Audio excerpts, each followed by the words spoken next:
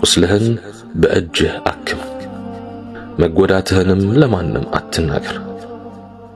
እናም የሚሻለው ነገር ከእንቅስቃሴያችን ኋላ ሁሉ የሰው ምላስ የተለመደ መሆን ማወቅና መጠበቅ ነው። ቢቀጠፍብህ አትናደድ፣ ስቀህ እለፍ። ቢወራብህ ጆሮ አትስጥ፣ ተወራብኝ ብለህ አትበሳጭ። ተራ ወሬ ጆሮ ሰጥተህ አታዳምጥ፣ ነገር አታላምጥ። ንቀህና ትተህ እለፍ። በዓላማህ ቀጥል፣ በመስመርህ ቀጥ በል። ሰዎች የሆነ ነገር ስላሉና ስላወሩ ከዓላማህ አትመለስ። ስለ ንጽህና ሌሎችን ለማሳመንም አትድከም። ባይሆን ወደ ራስህ ተመለስ። ራስህን በብረት አጥር አንጽ። ለሌላ ዙር ሥራ ተዘጋጅ። ራስህን ሁን። ዱንያ ለአሸናፊዎቹና ለብርቱዎቹ ናትና ጠንክር፣ በርታ። በየትኛውም መንገድ ብትጓዝ በመንገድህ ላይ ሰዎች ሊኖሩ እንደሚችሉ አትዘንጋ። ሊያስቸግሩህና ሊያደናቅፉህ እንደሚችሉም አትጠራጠር። ይህንኑ አውቀህ ግባበት። የስድብ ቀስቶች፣ የጥላቻ ወንጭፎች፣ የስም ማጥፋት ፍላጻዎች እንደሚያገኙ ተገንዘብ። ከትንሽ ይሁን ትልቅ፣ ከባዳ ይሁን ከዘመድ፣ ከሩቅ ይሁን ከቅርብ፣ ከጠበቅከውም ሆነ ካልጠበቅከው፣ ከማንም ይሁን ከማን፣ ከየትኛውም አቅጣጫ ሊወረውሩብህ ይችላሉ። ካዳመጥካቸው ይጎዱሃል።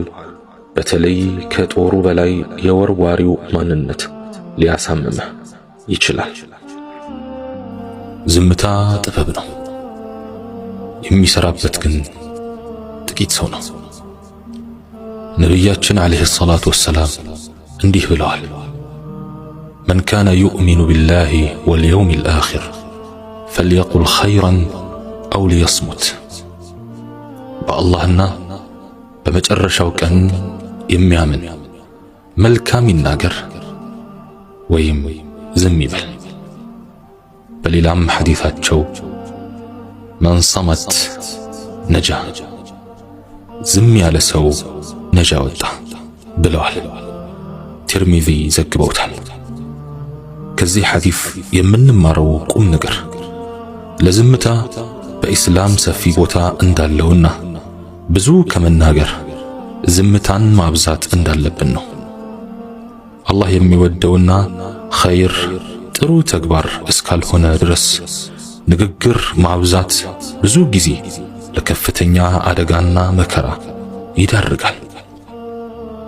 ሉቅማኑል ሐኪም እንዲህ ብሏል፣ አሰምቱ ሕክመቱን ወቀሊሉን ፋዒሉሁ። ዝምታ ጥበብ ነው፣ የሚሰሩበት ግን ጥቂቶች ናቸው። ስለዚህ ከምላስ ወለምታና ጣጣ ልንጠነቀቅና ምላሳችን ላይ ልጓም ልናደርግ ይገባል።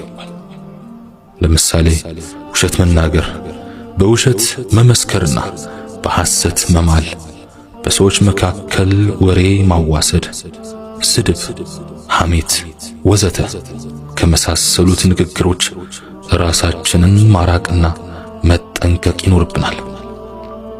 ዓሊሞች እንዲህ ይላሉ፣ አንድ ምላስና ሁለት ጆሮ የተሰጠን ጥቂት ተናግረን ብዙ እንድንሰማ ነው። ብዙ ሰዎች ስድብ ንዴታቸውንና ቁጭታቸውን የሚያረግብ ይመስላል።